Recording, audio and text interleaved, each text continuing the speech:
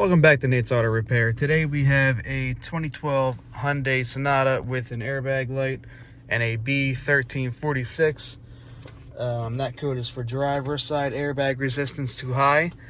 In this video we're going to show you how you can easily diagnose that with just a light bulb. So you're going to get your scan tool if you have one. You're going to pull up your airbag data, get your resistances up. So you have your second resistance, 2.6 ohms. First resistance is at 6.9 right now.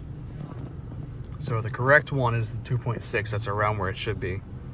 Basically 2.5, 2.0 to 2.6 is usually pretty good. So we're going to start testing this in a second. So to start, you're going to have to get this horn pad out.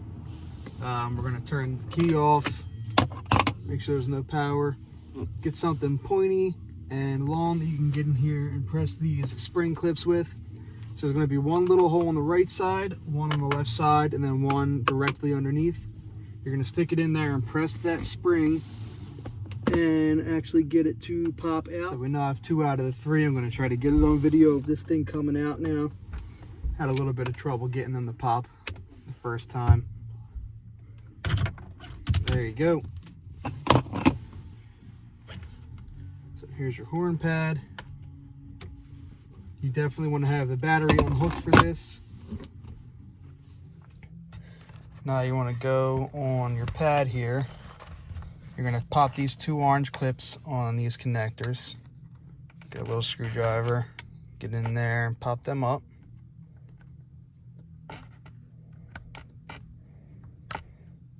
And then these connectors should just pull right off in theory.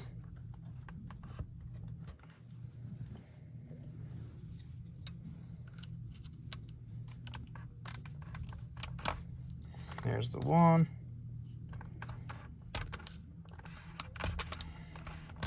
There's the other one. Then I just had this little ground wire that just pulls straight off. All right, next thing we're going to do is we are going to test these 2 connectors and see if we can get them ohms to change on the scan tool. All right, guys, so next thing you're going to do, you're going to get 2 wires with alligator clips and connect them to a light socket with a light bulb in it. So you're going to connect it to the wires, the regular low beam light, and the other wire that isn't the high beam, so that would be the ground wire. What you're going to do is you're going to take these alligator clips, and with the other sides, you're going to connect them to the pins on these wires here for the airbag. And you're going to see if you get around 3 ohms. That's usually around what these light bulbs are at. And if it spikes up to 7 or whatever it was at with the airbag in there before, then we're going to move on to the clock spring. That's usually a sign that the clock spring is bad.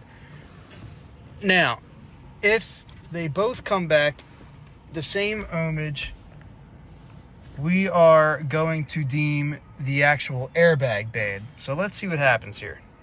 So guys, we started by going into the yellow one. I'm going to show you guys what I got from that, and then we'll go on to the blue one. So on the yellow one, you can see we have, sorry for the camera shaking, 3.7 ohms. Now we're going to move it to the blue one and see what we get, which is going to be the first resistance, which was the one we were having an issue with. So here we go into the blue one. We'll see if we get the same as the other one. If we do, which we just about are, and we have 4.0, that's pretty close to the 3.9 we were getting. That means that we are getting the right reading from this clock spring. So the next thing we're going to do, we basically just deemed our actual airbag bad, and the airbag is sending the wrong ohms through these wires. So we're going to replace this airbag. It's going to be the whole pad we took off in the beginning of the video, and we'll see what happens then. All right, guys, just thought I would show you. I have the new one plugged in. Obviously my airbag light's on because I am still in the system with my scan tool, but as you guys can see, new one in, ohms are both where they should be, 2 to 3 ohms. I know I said 2 to 2.6, but 2 to 3 is usually a pretty good baseline for these. The airbag light does go off when I leave the airbag system. I'll show you guys real quick. get out of this. There you go, the light's off. I'm out of the system, car is running. So we are gonna call that a fixed airbag light. We're gonna pop this back in. All you have to do is line it back up and push it in, and the spring clips will go right back into where they were before. So yeah, if this video helped you guys out, please give me a like, comment, and subscribe. As always, thanks for watching.